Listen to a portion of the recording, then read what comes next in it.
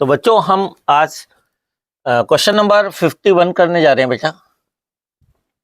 और इसमें क्या है कि एक मास m, A block of mass m having a charge q is placed on a smooth horizontal table and is connected to a wall through an unstressed spring constant k as shown in figure.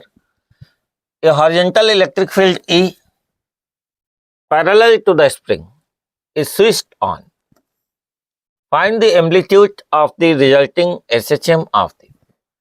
Amplitude पूछा है किसका? Resulting SHM जो होगा उसमें। देखो बेटा इसमें क्या है कि एक चीज थोड़ी मिसिंग है इस क्वेश्चन में कि अगर आप स्विच ऑन कर दोगे तो ये इलेक्ट्रिक फील्ड जिस पे चार्ज क्यू होगा, इसके ड्यू टू क्या होगा, इलेक्ट्रिक फील्ड इधर होगी, क्या होगा क्यू, और इस तरफ क्या होगा फोर्स, स्प्रिंग का फोर्स क्या होगा -kx। न्यूमेरिकली अगर कहोगे तो kx कह दोगे। तो अगर ये इस फोर्स के ड्यू टू इधर होगी उसको ये बैलेंस कर लेगा, वो स्टॉप हो जाएगा। जब ये मैक्सिमम डिस्प्लेसमेंट कवर कर ले इसके बाद आपको स्विच ऑफ करना पड़ेगा। जो ऑन है वो क्या करना पड़ेगा, इलेक्ट्रिक फील्ड को ऑफ कर दो। जैसे इलेक्ट्रिक फील्ड ऑफ कर दोगे ये क्या होगा, ये इस तरीके से तब ऑसिलेट होगा। ठीक है, केवल स्विच ऑन करने से ऑसिलेट नहीं होने लगेगा। ठीक है, ये इसमें थोड़ा मिसिंग है एससी वर्मा के इस क्वेश्चन में। तो अब हम आते हैं इस प्रॉब्लम को करते हैं। क्वेश्चन आप समझ गए होंगे कि क्या है क्वेश्चन बेटा।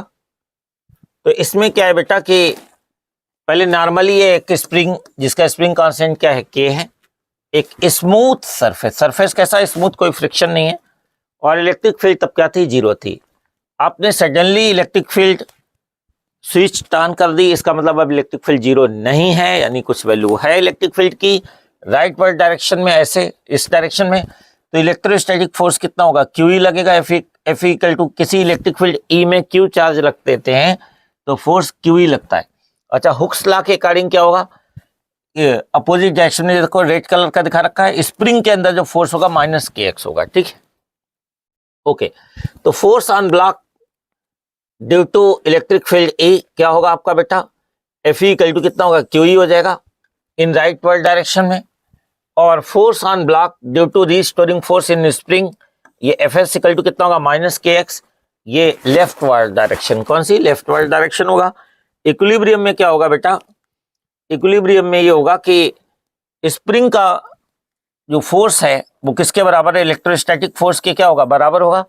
और ध्यान रखना न्यूमेरिकली जो है, न्यूमेरिकल इसकी वैल्यू क्या होगी, एफएस इक्वल टू कितना होगा, -kx ले लेंगे न्यूमेरिकल वैल्यू इसकी। ठीक है, न्यूमेरिकल वैल्यू kx है, सॉरी +kx ले लेंगे।